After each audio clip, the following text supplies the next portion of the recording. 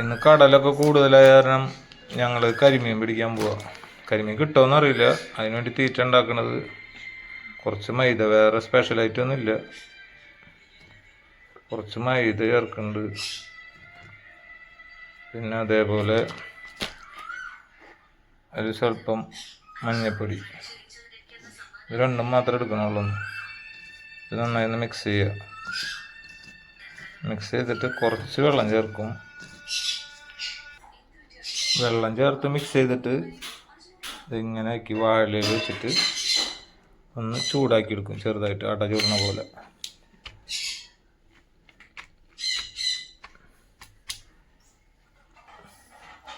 അങ്ങനെ ഗ്യാസും വെച്ചിട്ടുണ്ട്. ഗ്യാസും വെച്ചിട്ട് ഒന്ന് ചൂടാക്കി എടുക്കുക. നന്നായി വേവില്ല, ചെറുതായിട്ടൊന്ന് വേവിച്ചിട്ട് ഒന്ന് ടൈറ്റാക്കി എടുക്കും. ആദ്യം എന്നൊക്കെ പറഞ്ഞു കഴിഞ്ഞാൽ നമ്മളെ പെല്ലറ്റ് ചേർക്കും, പിന്നെ കൊപ്ര പിണ്ണാക്ക് ചേർക്കും, പിന്നെ വെളുത്തുള്ളി ചേർക്കും.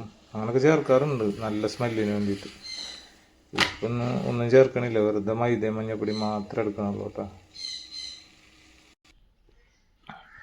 അങ്ങനെ തീറ്റ വേവിച്ചെടുത്തിട്ടുണ്ട് കേട്ടോ. ഇനി അതിൽ കുറച്ച് പച്ച വെളിച്ചെണ്ണ ഒഴിച്ചിട്ടൊന്ന് ഉണ്ടാക്കിയെടുക്കും.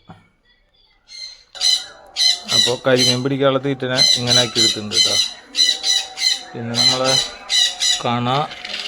പണ്ടത്തെ പൊടി തട്ടിയെടുത്ത് സെറ്റാക്കിയിട്ടുണ്ട്. ഇനിയിപ്പോൾ പോയിട്ട് നോക്കട്ടെ, മീൻ കിട്ടുമോ നോക്കട്ടെ കേട്ടോ, എന്നിട്ട് പറയാം.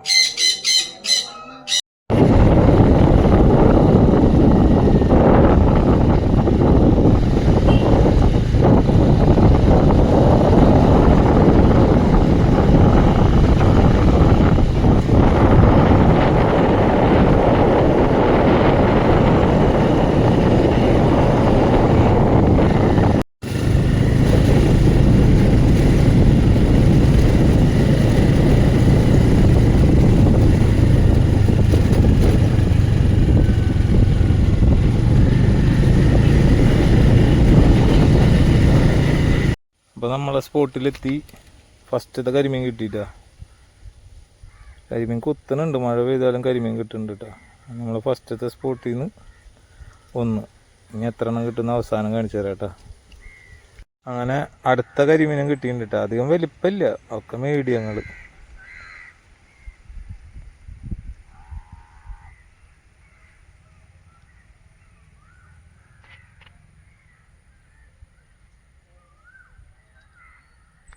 അടുത്തനെ കിട്ടിയിട്ടുണ്ട് കേട്ടോ.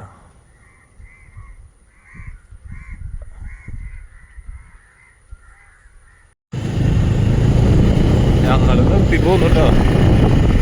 ആകെ 7-8 കരിമീൻ അങ്ങോട്ട് കിട്ടുള്ളൂ. മട്ടിൻ്റെ 2